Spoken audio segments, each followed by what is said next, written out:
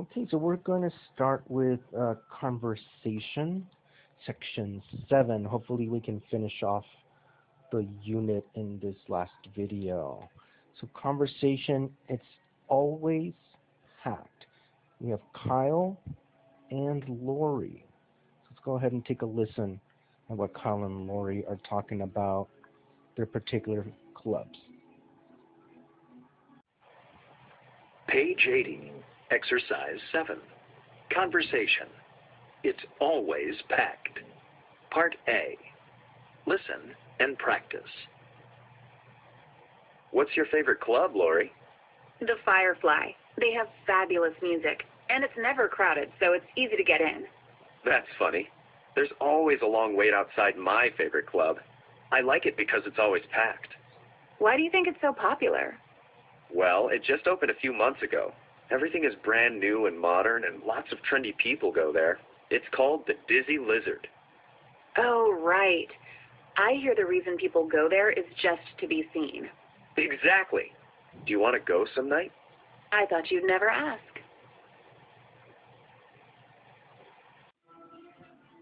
Okay, so let's go ahead and take a look at the question posed here on class activity. What are some popular places in your city? Do you ever go to any of these places? Why or why not?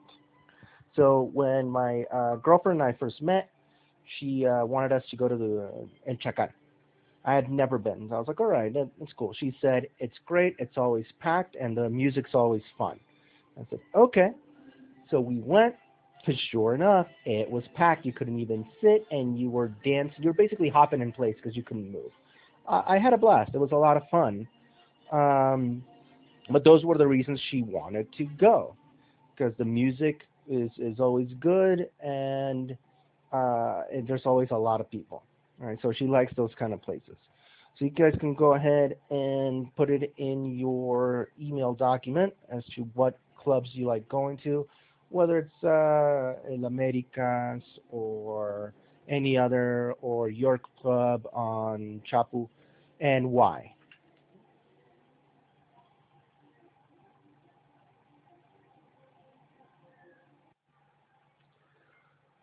Moving right along to the grammar focus, giving reasons. So again, Kyle and Lori are talking about their favorite club, but they're also saying why they like to go to these specific clubs. So, the Firefly is famous for its fantastic music. I like the Dizzy Lizard because it's always packed. Since it's always so packed, there's a long wait. So this is sense as because. It's not sense of like since I was a child. Okay, there's a difference from I've liked Mega Man since I was a child to since he's a child, he didn't know the stove is hot. Okay, so there's a difference between those two sense. And in this case, we're using sense as because. Since it's always so packed, there's a long wait outside the club. Yeah? It's popular because of the trendy people. Due to the crowds, the Dizzy Lizard is difficult to get into.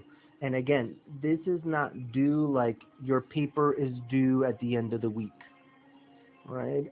Due at the end of the week is a time limit, um, fecha límite, fecha de entrega, right? But due to, again, it's because. So here, since and due to are synonyms of because. It's just a different way to say it.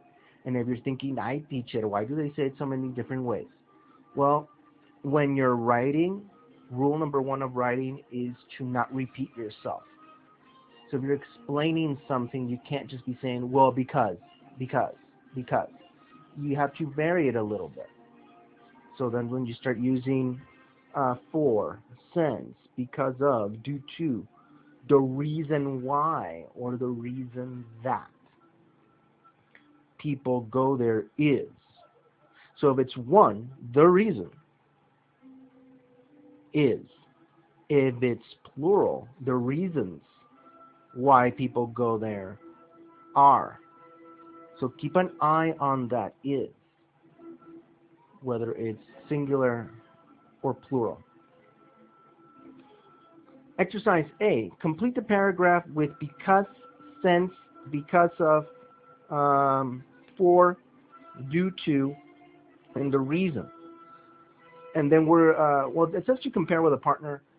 We don't have to compare. So remember, since, because, and due to are very, very, very similar, so it can be interchangeable. I like Busy Lizard since it's always packed. Because it's always so packed, there are long waits outside. Because of the crowds, the Dizzy Lizard is difficult to get into. Okay? So don't worry if you put something different than somebody else. And again, this you're going to be doing it on your document. So just make sure you're using the right one. The Firefly is famous for its fantastic music. You can't use because here. Or you can use because of, but because it's always followed by it. Because it is. Always. Okay? So just keep that in mind. Exercise B, again, we're going to do it individually. Match the situations with the reasons for success. Compare ideas with a partner. Then give 2 or more reasons for each success. Okay. Why is FedEx famous? Why is Samsung successful? Online stores are becoming popular. Why? And unfortunately, we don't have a pandemic on here as the reason. So you'd have to choose another one here from A to H. Netflix, why has Netflix expanded so quickly? People buy Levi jeans. Why? Why do they want to spend $60, $70 on a pair of jeans? Why do people like Amazon? Normally it's the 24-hour delivery service, but again, it's not worded exactly like that. What is Nike known for? Okay. Nike is known for what? What are they famous for? People everywhere drink Coca-Cola. Why do people everywhere drink Coca-Cola? Remember, this is something that I mentioned in the previous videos. Coca-Cola has amazing marketing. Nike has the best-selling shoe ever. Levi's are known, well, were known, not so much anymore, for quality. Right? So, write 2 different ones. 2 answers per question for a total of 16. Okay. So 2 reasons for FedEx, Samsung, online stores, Netflix, Levi's, Amazon, Nike, and Coca-Cola. And in C, again, I want this on the link of the video, on the Facebook comments. What are some successful companies in your country? Why are they successful? Okay. Try and think outside of the box. We all know Starbucks is here. We all know Carl's Jr. and Domino's is here. Think of other successful companies and why are they successful. For example, here in Mexico, we have car makers that do not exist in the United States. I think the U.S. has Renault, but they don't have Peugeot. Right? So French car makers, why are they successful here but not in the United States? And things like that. Okay, so think of other businesses other than coffee shops and fast food restaurants, please. Okay. And that's grammar focus number 8. Very, very good. Moving on. Number 11, discussion. It says discuss these questions. So again, 11, I want it on the Facebook comments. Because again, it says discussion. So like in previous discussions, try and answer your classmates' comments. Okay, I want to see a little more activity than in the previous discussions. So it says discuss these questions. When you watch TV, do you pay attention to the commercials? Why or why not? I used to. I used to be hooked on commercials, big time. Okay, I'll in the description of the video, I'll link some of my favorite ads that I've seen throughout time. Maybe just a couple, right? Where I always thought them funny or something. Um, but I used to. It tells you so much about a society. Why they want to do a certain ad. And some companies got in trouble because of their ads. There's a birth control called Yaz, and their marketing was a group of women just talking about their ads. And of course, they put all these disclaimers like, talk to your doctor. This is just a spokesperson. She's not a professional. But they wanted it to reflect like a laid back, oh, we're just the gals talking, and they start talking about Yaz. Well, a lot of women started having medical issues because of Yaz. Like they were bleeding too much, internal injuries, and that kind of thing. So the same woman that was the quote unquote expert on the first ad did a one-on-one about, like, maybe you've heard about a lot about Yaz lately in the news. Yaz is only to be taken under these conditions, and they did something else. The lawsuits kept coming, and they took them off the air completely. I'll see if I can find it. And then there's another one for a pregnancy test. You guys just got to click on that. That's all I'm going to tell you. It just says the best piece of technology ever. Okay, so I'll link these. You should watch them. They're pretty funny. They're pretty interesting. So I used to, not so much anymore. Especially since I have YouTube and Netflix now. So when I watch YouTube on my Xbox, I just skip the ads. If it's on my laptop, I have an ad blocker, so I haven't been watching ads in a long, long time. Okay. When you're online, do you click on any of the ads? I'll be very honest with you. Do not click on any ads online. They could be a virus. They could be malware. It could be bad for your computer. Don't click on ads. Okay, go to the websites directly and double check it. Google the company or the service before you click on anything. Don't click on ads online. What ads attract your attention? So all of you have Facebook. How many of you notice? For those of you that are single, nothing against that. But how many of you have noticed like dating ads? Sexy singles in your area. That kind of thing. Right? Targeted at you. Also, how many of you have done Google searches for, I don't know, computer parts, for certain concerts, and then all of a sudden it starts showing up on your Facebook feed? And you're like, oh my God, Facebook's reading my mind. No, they're not. They're selling your information. They're all connected. They all know about this. I'm going to look up an article about a woman who went shopping, and they started sending her catalogs. This is at the age of catalogs, so this is like about 20 years ago. Started sending her catalogs with baby stuff. And the husband's like, why are they sending you baby stuff? She took a pregnancy test. She was pregnant. The store knew she was pregnant before the husband did. Imagine that, just from her shopping habits. So data mining is nothing new. It's just at the age of the internet. I'll see if I can find that article, because it was very, very famous. I think it was either Sears or JCPenney. But it was freaky. Okay. What are some effective commercials or ads you remember? So like I mentioned before, I remember that birth control ad because they got into a lot of hot water legally until it got taken off the air. I remember a Volkswagen ad a VW ad with a little kid for Darth Vader. They released it for one of the Super Bowls.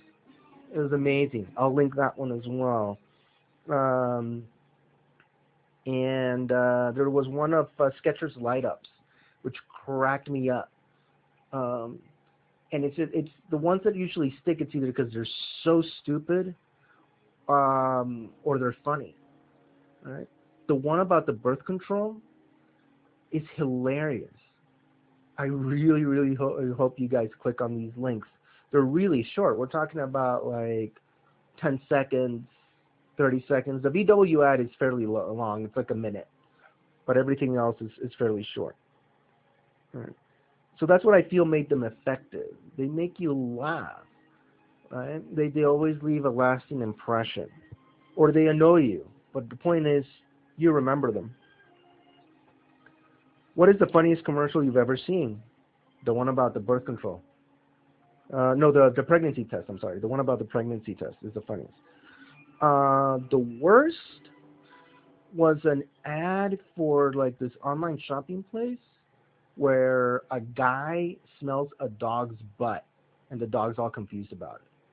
I'll see if I can Google it under that particular criteria and see if it comes up, but that was just bad.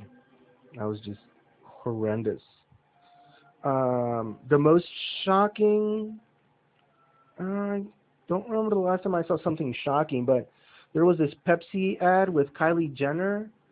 The United States is having a lot of tension right now between African American communities and the police, and a lot of police brutality. And Pepsi decided to release an ad where Kylie Jenner hands a Pepsi to a cop, and he takes it and drinks it, and everybody cheers, and all of a sudden it's world peace. They got heavily, heavily criticized for that. And I remember in the 80s when also Pepsi has a lot of shocking ads. They partnered with Madonna. And this is at the time of like a prayer. That video, the music video where a statue of like Black Jesus comes to life, or of a saint, and she has sex with him in a church, and then she goes outside and there's burning crosses like the KKK. So I mean, the video is very shocking in and of itself, and that caused a lot of waves back in the 80s. Which celebrities have been in commercials or ads? Can you guys think of any artists or musicians, actors, models that have been doing ads? In the United States, supermodels are no longer doing ads. They have actresses being spokesmen for Pantene, for L'Oreal, Revlon, right? So makeup companies and stuff like that. They usually get very famous actresses to do it. Olivia Wilde, who has very, very pretty eyes. She's the face for some makeup company.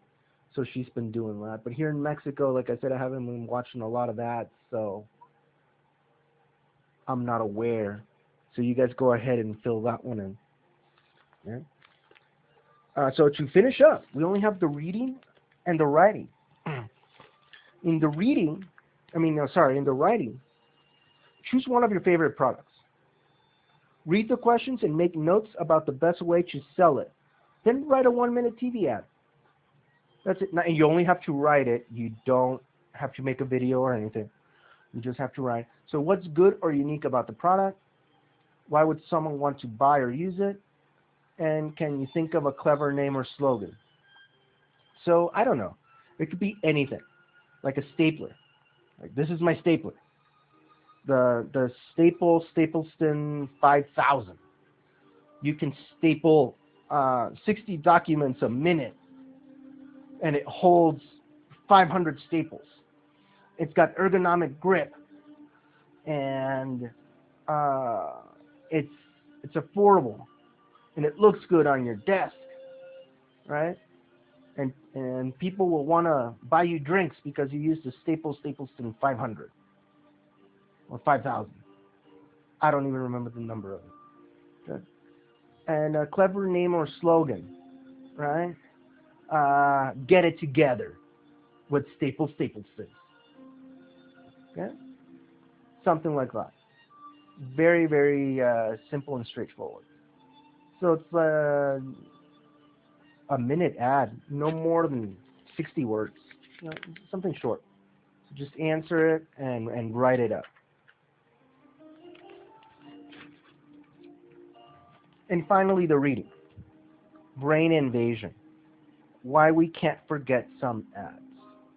So go ahead and do the reading, answer the questions, make sure you log on to the 9 o'clock and 2 p.m. sessions. Remember, Monday through Thursday.